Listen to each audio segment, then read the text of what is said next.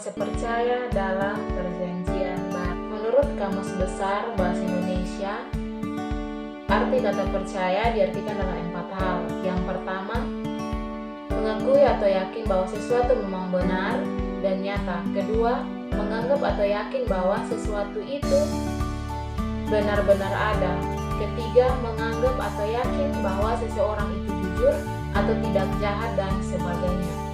Dan yang keempat, yakin, benar atau memastikan akan kemampuan atau kelebihan seseorang atau sesuatu bahwa akan dapat memenuhi harapannya dan sebagainya.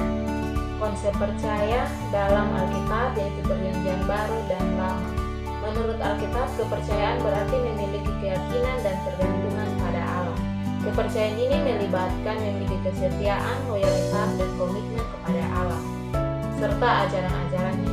Kepercayaan juga berarti memiliki keyakinan bahwa Allah adalah Allah yang sejati dan bahwa Dia telah menyelesaikan dosa-dosa manusia dengan kematian Yesus Kristus. Kepercayaan ini melibatkan memiliki ketergantungan pada Allah sebagai juru selamat dan Allah serta memiliki keyakinan bahwa Dia akan memberikan keselamatan dan kehidupan kekal pada mereka yang percaya kepadanya.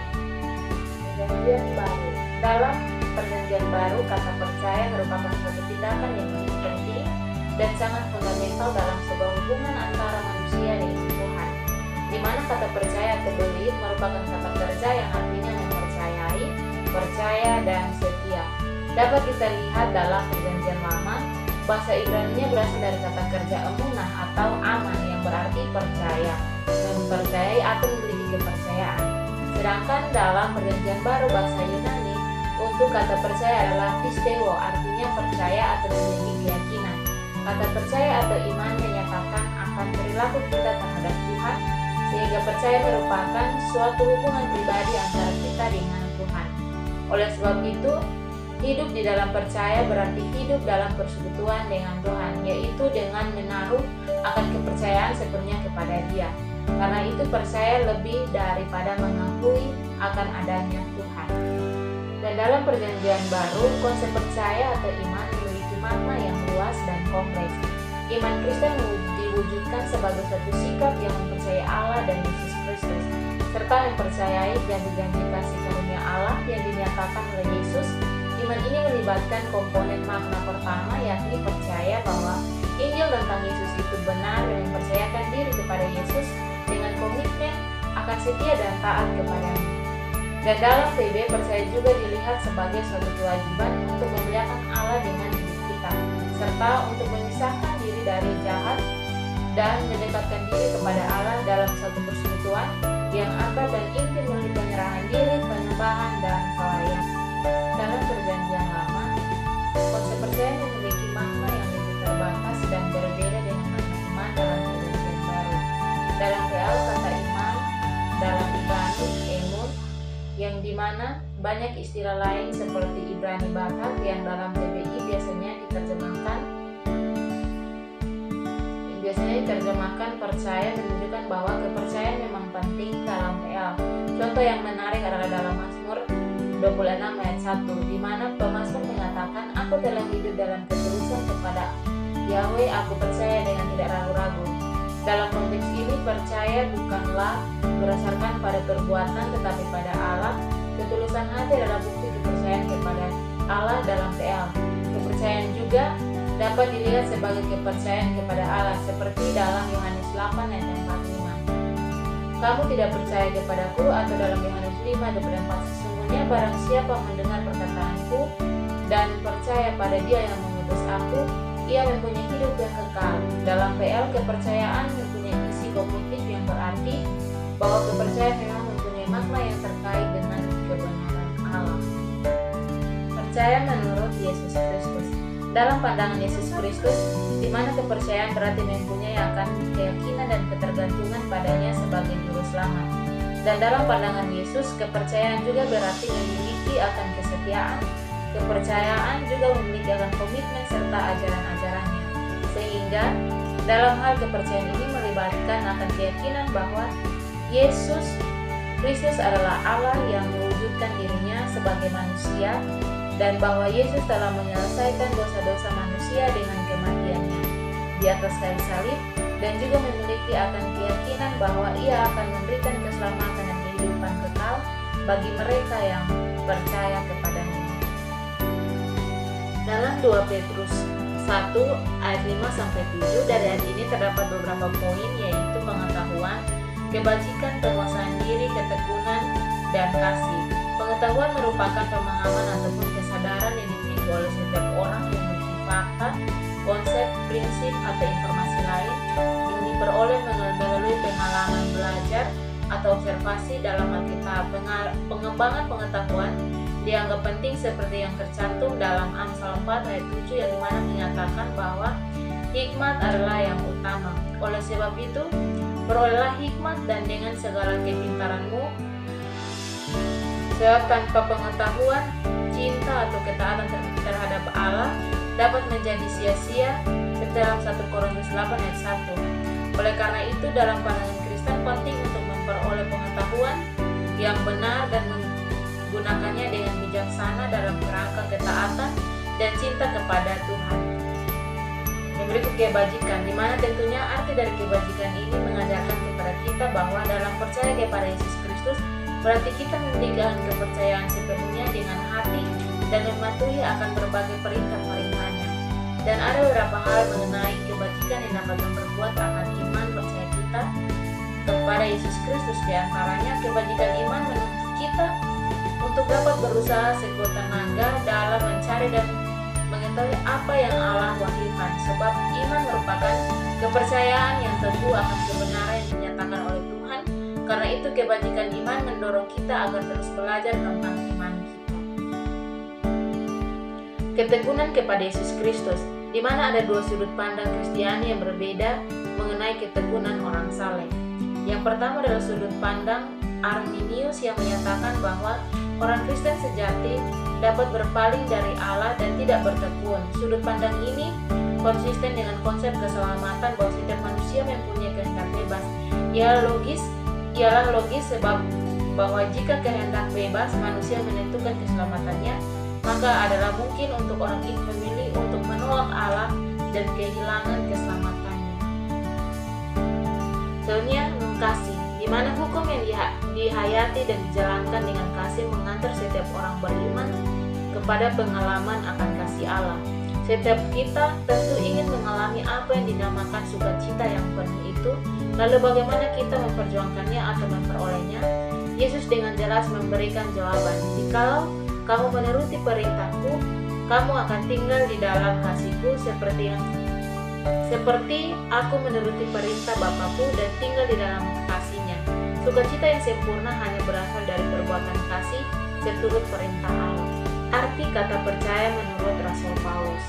Rasul Paulus mempunyai akan suatu kepercayaan yang begitu kuat kepada Allah dan juga kepada Yesus Kristus. Dan kepercayaan ini berawal dari pertobatan Rasul Paulus yang sebelumnya dia dikenal sebagai Saulus serta sebagai seorang penganiaya Kristus. Juga setelah pertobatannya, Paulus menjadi salah satu pemimpin Kristen yang paling berpengaruh dan juga berjuang keras agar dapat menyebarkan akan Injil bagi orang yang bukan Yahudi. Terdapat beberapa ayat Alkitab yang menggambarkan akan kepercayaan menurut Rasul Paulus, yang diantaranya yang pertama, karena bagiku hidup adalah Kristus dan mati adalah keuntungan, dalam Filipi 1:21. Aku menghendaki saudara-saudara supaya kamu tahu bahwa apa yang terjadi atasku ini justru telah menyebabkan kemajuan Injil, sehingga telah jelas bagi seluruh istana dan semua orang lain bahwa aku dipenjara karena Kristus, dalam Filipi 1:12-14. C. Itulah sebabnya aku menderita semuanya ini, tetapi aku tidak malu karena aku tahu bahwa Dia berkuasa memelihara apa yang telah dipercayakannya kepadaku hingga hari Tuhan. Kepercayaan terdapat beberapa hal yang perlu diketahui menurut pandangan Alkitab, yaitu yang pertama, percaya dalam praktik kehidupan sehari-hari. Kepercayaan di mana mempunyai akan implikasi yang sangat besar bagi manusia dalam kehidupan sehari-hari, sehingga dalam hal ini pandangan Alkitab mengenai percaya berarti mempunyai iman dan keyakinan yang kuat dalam Tuhan dan firman-Nya. Maka sebagai orang Kristen Kristen, kita harus percaya atas penyertaan Allah dalam kehidupan kita dan yakin bahwa Allah akan menjawab setiap permohonan kita. Dalam Yohanes 14 ayat 14 dikatakan bahwa jika kamu meminta sesuatu kepadaku dalam namaku, aku akan melakukannya. Yang berikut kepercayaan sebagai dasar dalam hidup. Tentunya kita sebagai orang Kristen, kepercayaan juga harus menjadi dasar dalam hidup kita. Kita harus percaya dan yakin bahwa Allah selalu ada bersama kita dalam setiap langkah hidup. Dalam Mazmur 23 ayat 4, di mana dikatakan bahwa sekalipun aku berjalan dalam lembah kekelaman, aku tidak takut bahaya, sebab Engkau besertaku, gadamu dan tongkatmu itulah yang menghibur aku. Sehingga sebagai orang percaya kita terus mempunyai kepercayaan bahwa Tuhan selalu mempunyai rencana yang baik dan sempurna bagi hidup kita. Dalam Yeremia 29 ayat 11 dikatakan bahwa sebab aku ini mengetahui rancangan-rancangan apa yang ada padaku mengenai kamu, demikianlah firman Tuhan, yaitu rancangan damai sejahtera dan bukan rancangan kecelakaan. Dan selanjutnya implikasi dari ketidakkepercayaan, di mana implikasi ketidakkepercayaan di mana juga memiliki pengaruh dalam kehidupan manusia. Sebab ketidakkepercayaan bisa mengarahkan kita kepada jalan yang salah dan menjauhkan kita dari kehendak Tuhan. Di mana dapat kita lihat seperti dalam kitab Ibrani 3 ayat 19. Demikianlah kita lihat bahwa mereka tidak dapat masuk oleh karena ketidakkepercayaan mereka. Sehingga dalam hal ini ketidakkepercayaan kita juga bisa membuat kita meragukan akan keberadaan Tuhan dan merasa sendirian dalam menghadapi tantangan dalam kehidupan yang bisa kita lihat dalam kitab Roma 8 ayat 31. Sebab itu apakah yang akan kita katakan tentang semuanya itu? Jika Allah di pihak kita, siapakah yang akan melawan kita? Oleh karena kita sebagai orang percaya harus mempercayai bahwa Allah selalu bersama kita maupun pada masa-masa sulit. Keterkaitan antara konsep percaya dalam PD dan PL. Berbicara mengenai kata percaya tentunya menyediakan keterkaitan dalam Perjanjian Lama dan Perjanjian Baru, yang mana kata percaya mempunyai akan peran yang begitu penting baik dalam PL maupun dalam PD. Dalam PL, percaya sering dikaitkan dengan kepercayaan kepada Allah dan janji-janjinya, dan dalam serta ketaatan kepada hukum-hukumnya. Contohnya seperti Abraham yang dianggap sebagai bapak iman karena kepercayaannya kepada Allah dan janji-janjinya yang dianggap sebagai kebenaran, dapat dilihat dalam Kejadian 15 ayat 6. Dan dalam PB, percaya lebih diarahkan kepada kepercayaan dalam Yesus Kristus sebagai Mesias dan Putra Allah yang membawa keselamatan bagi umat manusia. Ini terlihat dalam ajaran Yesus dan para rasul, di mana iman kepada Yesus menjadi pusat dari keselamatan dan kehidupan kekal. Dalam Yohanes 3 ayat 16. Jadi keduanya saling melengkapi dan menyatakan akan kasih Allah yang dinyatakan paling sempurna melalui Yesus Kristus. Dalam konteks PL, percaya seringkali berkaitan dengan perjanjian Allah dengan umatnya, seperti perjanjian dengan Abraham, Musa, dan Daud. Sedangkan dalam PB, percaya berkaitan dengan perjanjian baru yang dibuat melalui darah Yesus yang mencurahkan darahnya demi menghapuskan dosa dunia dan membuka jalan bagi umat manusia untuk memasuki hubungan yang baru dan hidup dengan Allah. Dalam Ibrani 8, 6 ayat sampai 13.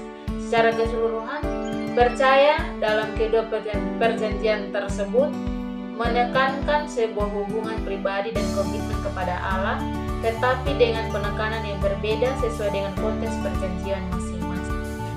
Konsep percaya menurut Injil Sinoptik. Injil Sinoptik yaitu Matius, Markus, dan Lukas memiliki sudut pandang yang sama dalam menceritakan kehidupan dan ajaran Yesus. Dalam kitab-kitab Injil Sinoptik, para penulis mencatat apa yang mereka alami secara tepat dan kepercayaan mereka mengenai siapa Yesus itu sesuai dengan apa yang Yesus sendiri inginkan agar para pembaca mengenai dirinya.